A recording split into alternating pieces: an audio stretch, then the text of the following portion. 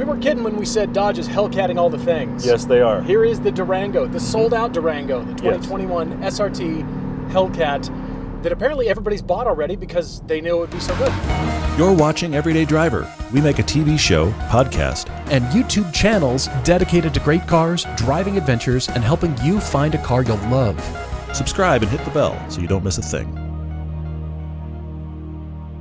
They made 2,000 of them. I'm amazed there's a press car, to be honest with you. They made 2,000 of them. This one's sold then? This is I don't going know. to somebody? I'm guessing it is. Yeah. Do you want the post press car version of this? You probably do. Do you want the post us? Yeah, well, that's a Press question car. as well. So this is the SRT Hellcat. Mm-hmm. You can get an SRT still, which is a 6.4 liter non-supercharged. This is a 6.2 liter supercharged Hellcat engine. You can tell by the Hellcat badging. You actually can't tell any other way except for the supercharger whine. Sometimes you can't hear your passengers over the whine of the supercharger, but then if Most of you the keep time. your foot in it, then the exhaust will overcome the supercharger. Eventually. And then everything will be good. This engine makes different amounts of power and torque in every Hellcat flavor that it's in. That's a good point. I think due to the intake runners and Yeah. the airbox design and how long the vehicle is and the exhaust, all you're going to know is this. Yeah. Oh. See, that's just cleansing and delightful. Whoa, okay. It's cleansing the I should fuel back out of the car, too. There's the gas tank is being cleansed of all gasoline. It's gone, yeah. Oh, that's great. Yeah, don't use the screen on your instrument panel that is the fuel economy screen. Don't do that. Why would you do that? Because Don't do that. You'll cry. No, the instant fuel economy. Fuel economy, yes. It burns fuel. This much we know. It does. Well, there's an interesting thing about this, and that is the paddles. It's got paddles, got this 8-speed transmission. It's bulletproof. The same ZF they've used in everything with the Hellcat, and it's been great. It really is. Except for one thing. Mm-hmm. When you're in auto mode, you can't use the paddles. Yes. You'll squeeze a paddle, and it says, shifting disabled. In automatic. Wait. Yes. I just want to drop a gear. What if I'm not doing performance kind of driving, and I just want to drop a gear right there, and I can't? If you're going to give me paddles on the wheel, then anytime I have the vague instinct to pull a paddle, it should do something. God. I can't even believe there's a setting where the paddles are disconnected. And there it is. You're going to have to dive into your drive modes Yep. and select sport. There we go. Finally. Honestly, I don't think I've ever been in a car that had paddles that you had to put it in a mode to use paddles. I've never been in a car like that. Agreed. That's the first time I've experienced it. So what's fun about this is not the amount of power available. I mean, that's fun. But how you can apply the power. It's 5,700 pounds, and it shouldn't do the things it does. We keep talking about this.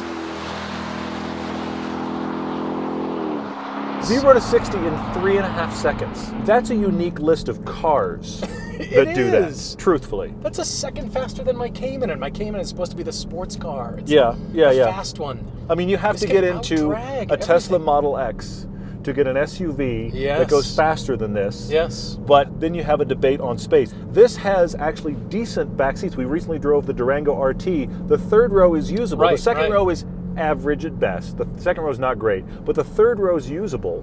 You can't say that about a Model X. This also tows 8,700 pounds. That's still a lot. Which is a lot. I mean, typically Yeah. in this class, if you hit 7,500, you've accomplished something. 8,700 pounds with this monster engine, which means your trailer is now a sail. Honestly. That tow and go package also towed 8,700 pounds. It's just Yes. this one will get you there a whole lot faster. Using a whole lot more gasoline, yes. Yeah, but at $93,000, $93,150 as a matter of fact. More than $90,000 for a Durango, which has been around for a decade.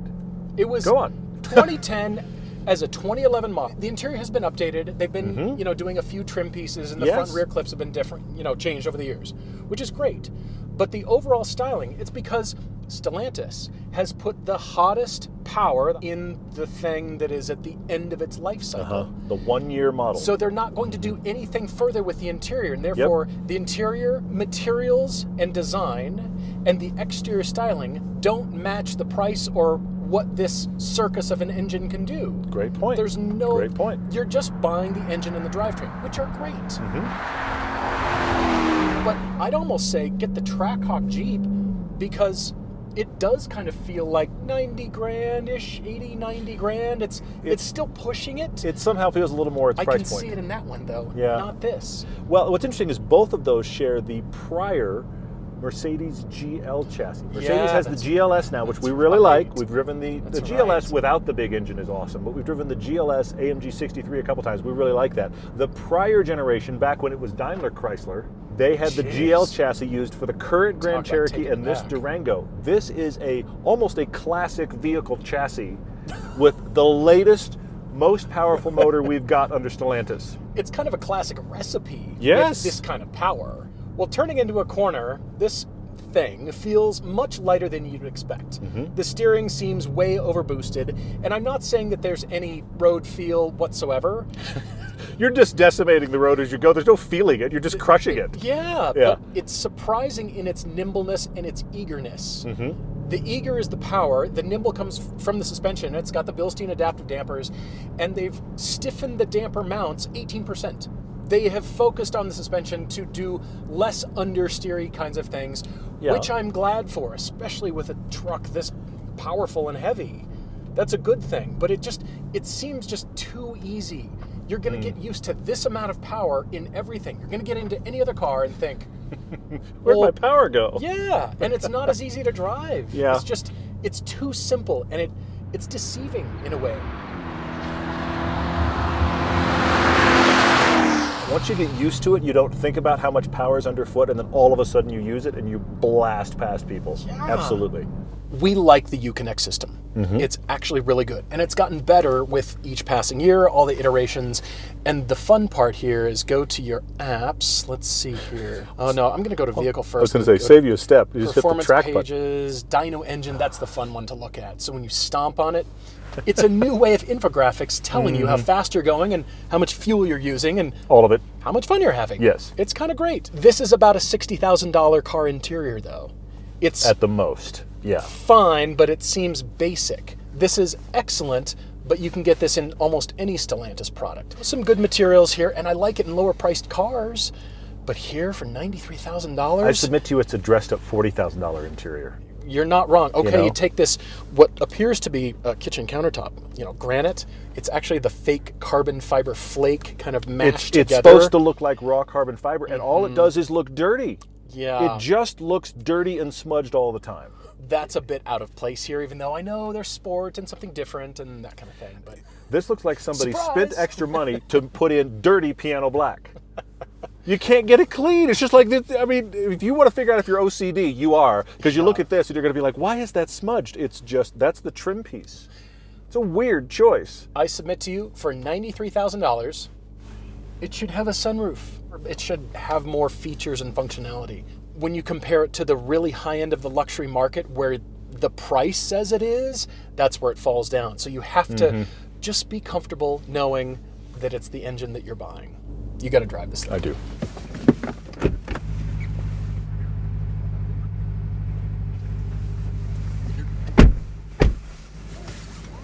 I have to say again that we recently drove the Durango RT, which is almost middle of the range. Yeah. And it has all these same features. It's the 2021 update, which is the front fascia and the rear fascia, and they've tried to make the interior now updated to look more like the rest of the family, the Challenger and the Charger, etc. So those are all impressive adds, and I'm glad for those changes. Yep. The weird thing is, here I am in the Hellcat, and I feel like what I'm about to say is part of the reason that there's only 2,000 of these. A lot of times when you get the super high-end version of something, they've done a lot to all the suspension and that kind of stuff, and they're going to sell them until they can't make any more, but they're not going to limit it because it's got all these special features on it. The suspension changes, the sway bars, the look that is available here in the Hellcat, you can get in the normal SRT or even the RT if you spec it right. Right. These are not unique parts just for the Hellcat. The unique part in the SRT Hellcat is the Hellcat motor. This is my struggle with this because we have driven at this point all of the Hellcats. We recently drove the Ram TRX and we loved it.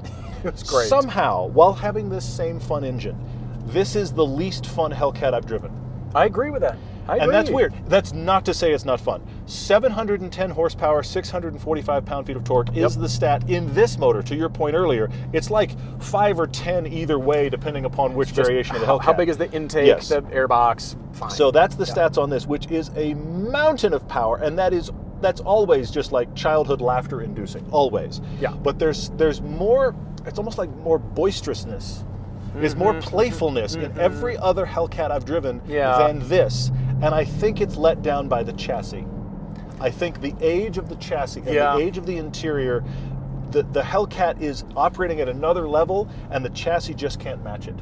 That means this is like the Subaru WRX STI Special Edition. Yeah. Everybody's wondering why the old stuff still exists, and they keep making the Special Edition with a few pieces of trim, and it's got even more power, but it's the old stuff. It's all this new tech on just the old recipe. That's the foundation.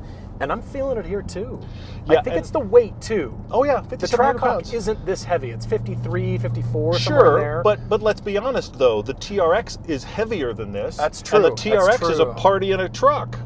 But it's because insane. it's in the new 1500, which is really good in base form. Yeah.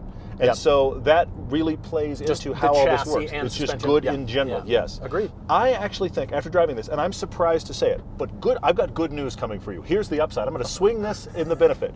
Excellent. You watching this are in one of two camps. You either got one of the 2,000 we're talking about, Right. Right. and if so, congratulations. They'll probably somewhat hold their value, and they are very cool. And the only people that Agreed, will know, agreed. it's like an M3 badge. You'll wink at the person that drives the Hellcat Durango because it's the only thing that lets you know. You're on the inside. You're on the I know what Yeah, you've got. yeah. But if you're disappointed because you didn't get one of the 2,000, here's my alternate. I think you get better value for money getting the standard SRT with the 6.4 liter non-supercharged motor that still does 0 to 60 in 4.4, by the way. Yeah, It's yeah. not slow. Get that one for $30,000 less than this, and then it feels like it's worth the money you spent. Well, then you can get one, and you're not feeling You left can go out get one. either. Yes. Even All if the you same find- suspension stuff, all the same interior stuff in here. Yeah. All of that is available. The only thing that's not available on anything but the Hellcat is the Hellcat motor, which we all admit is a very fun engine. And Yep. it sounds fun, but it's the most contained here. Yeah, we love the Hellcat engine, but this is just the celebration of before we do something different, Yep. before we go hybrid, before we go electric, Yep. whatever that looks like, this is the final celebration. And therefore, we have to revisit the statement that we've made constantly, and that is Hellcat all the things. That might not be the right recipe here. It's still fun.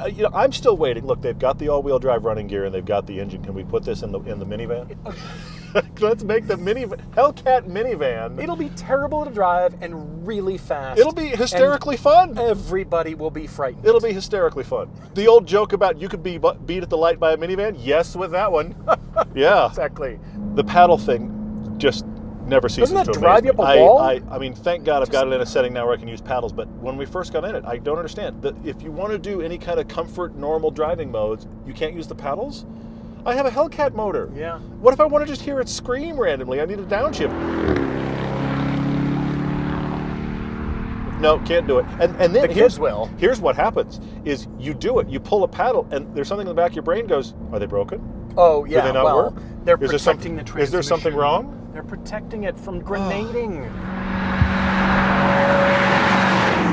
The reason why, if you bought one, if you have one of these 2,000, it is a victory. The main reason is because if you want to get a 7-seater with this kind of engine power and personality, Sure. you're spending $50,000+ more than this. Even though 93 Absolutely. grand for this feels like too much, if you get into the X5 competition, you get into the big GLS we're talking about, Right, you right. get into a Cayenne that is as fast and powerful as this, bring $150,000 Totally. or more. You Yeah. might have to double the $90,000 this cost to actually outdo it with others that offer it. So that is Yeah. the place where, I can't believe I'm saying this, at $93,000, this Hellcat Durango is a bargain, even though when you sit here, it doesn't feel like a $93,000 That's vehicle. my biggest issue with it. I have the same issue. I'm just thinking, you paid how much? Yeah, the engine's cool, but it's only going to be for enthusiasts and you. Yeah. But maybe that's enough. You're one of 2,000, and somebody, and I don't like you, I haven't even met you, somebody has bought one, they've left the plastic on the seats, they're Oh, never yeah. going to drive it, and they're going to sell it on the auction block in Never. 20 years.